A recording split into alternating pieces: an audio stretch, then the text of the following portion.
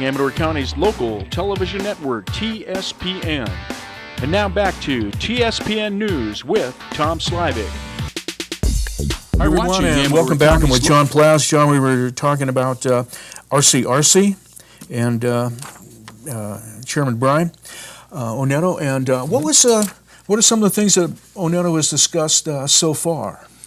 Well, the state is considering marijuana cultivation language, the medicinal marijuana. What's interesting now is I understand there's a lawsuit in Colorado where private citizens are now suing, and it's already hit the courts with a RICO statute against it. And part of their thing is it's still federal law.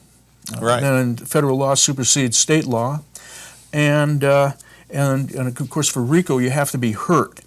So some of these places are, I guess, one of them is like, I guess, a hotel. I'm not sure the size. And you would think there would be more people flying in to maybe buy it, but they said, it's a lot of family things that they do, so they can prove that they've been hurt by bookings and people. So it's interesting, and the group that's doing this feels that there's probably other areas and they have good standing. So it's going to be fun. So that's happening there in a state. Of course, ours is a medical marijuana where there's this record. It gets complicated, isn't it? Yes, it is. Okay, so yes, anyway, so what's going on there? Sorry. Well, as you recall, the county adopted an ordinance that limited the amount of medicinal marijuana that could be grown on any parcel, and it had to be shielded from public view so as not to create a public nuisance and things of that nature. Well, the state, I think, is figuring out that maybe that wasn't such a bad thing, and they are looking to adopt similar style ordinances that just regulate the amount of it, and whether cooperatives can exist where 50 people get their prescriptions all compiled together, and now you've got a grow site that's growing, 1,000, 2,000, 10,000 plants.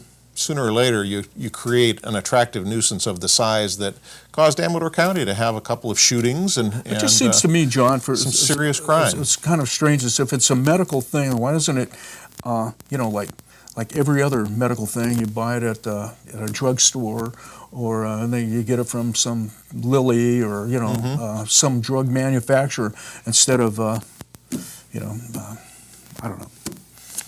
Maybe that's the acronym for Merck.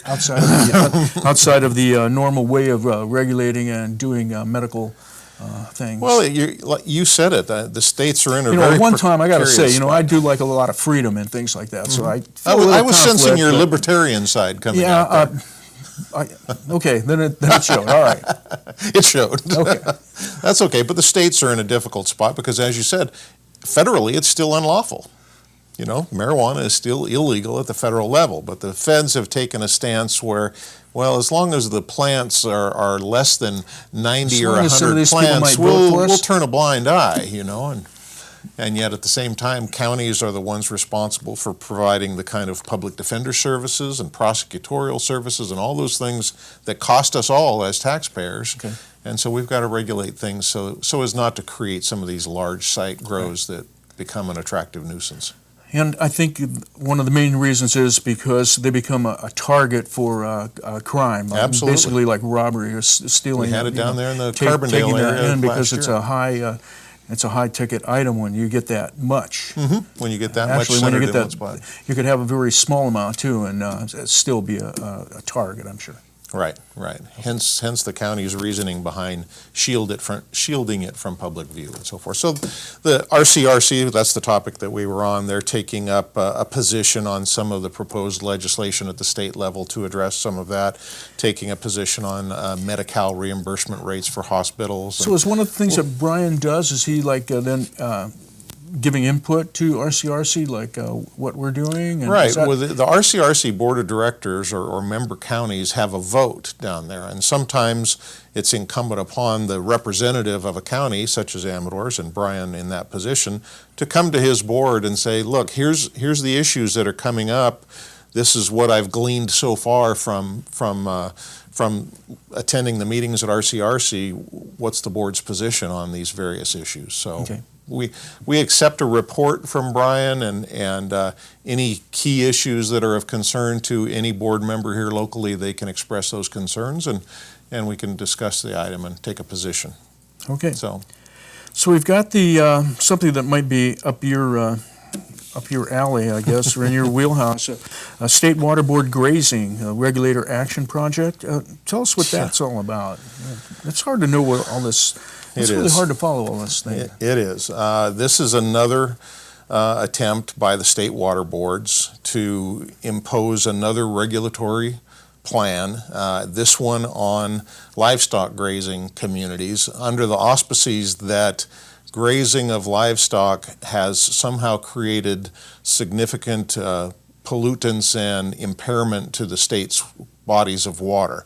And so they're going through this planning process to develop this regulatory plan, and they're really going about it in a very similar manner. You may recall the on-site wastewater disposal issue, AB 885, that had a situation where the state was crafting a statewide regulation over a condition that existed on the sandy soils of the coastal range and where human wastewater systems and leach fields were leaching into the ocean's waters. Well, here we've got a similar scenario. They're trying to craft a statewide application.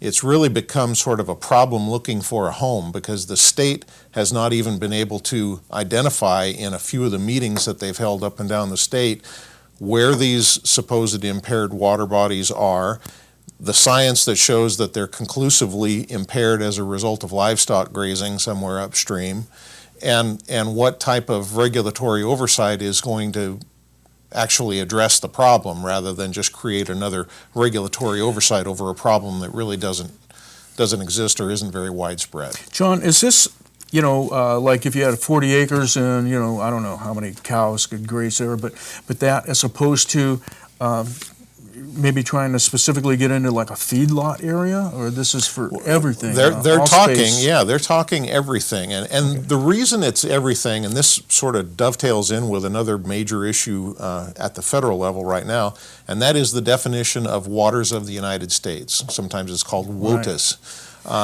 Used to be called navigable waters. Used to be called navigable like if you could waterways. put a ship on it. It really didn't mean a rubber tube. Or tributaries that had a direct nexus to navigable waters. Well, now the EPA at the federal level is looking to redefine what waters of the United States are, and it's affecting us. They're looking to literally define ditches along the side of the road are waters of the United States, and therefore anything that's running off the road and into that ditch has to be regulated, controlled, captured, cleansed, and so forth before it has a chance to make it to another little stream bed or something. And they're just taking it to a level that is beyond realistic. And once again, we have, not once again, but I've said this before, but we have an EPA here that looks out for our waters, and we hear about it all the time. Right. Ion's difficulty that they have with wastewater, and Sutter Creek had there for a while, and things like that. So, is this a lot of extra effort? Is there a lobby that goes to the states and say, to the federal government and says the states are handling this? I mean, we have a lot of duplication of effort here.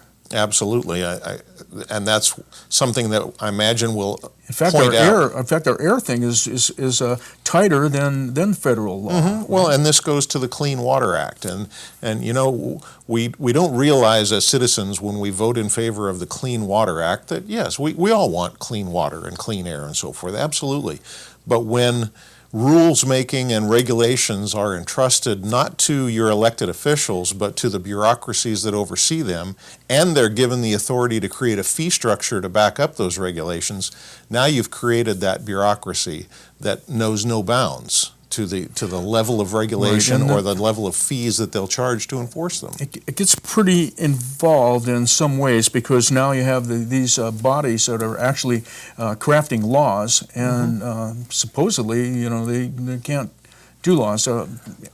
It's not that they can't. The government's given permission, but constitutionally, I think there's an argument that says they can't give their right to make laws away.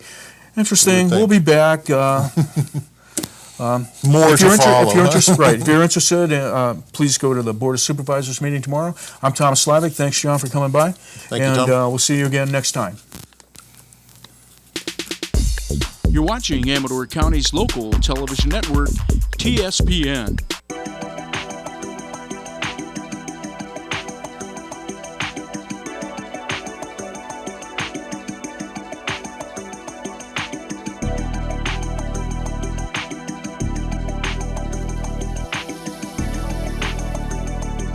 You're watching Amador County's local television network, TSPN. John, we got this new format here at TSPN, so I've changed the times for the breaks and things like that. So I had read the clock wrong. Actually, I read the clock right. I just interpreted it wrong.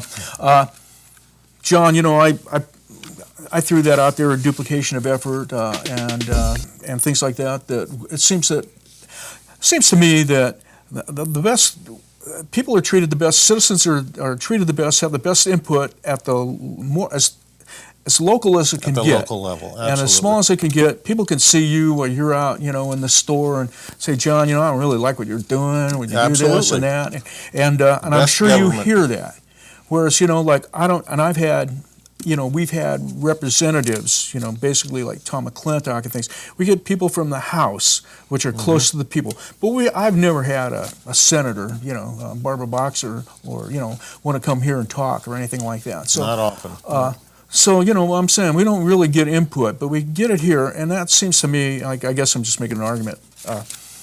In favor nice. of the best Local- government is local that government? which is closest to the people. Right. Right. And, I would agree wholeheartedly. I had a nice dinner with our Assembly member Frank Bigelow just last, I guess it was Friday night was our dinner, Friday or Saturday night.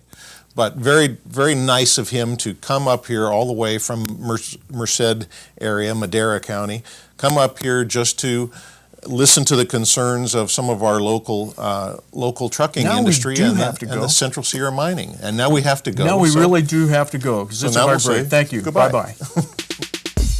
You're watching Amador County's local television network, TSPN.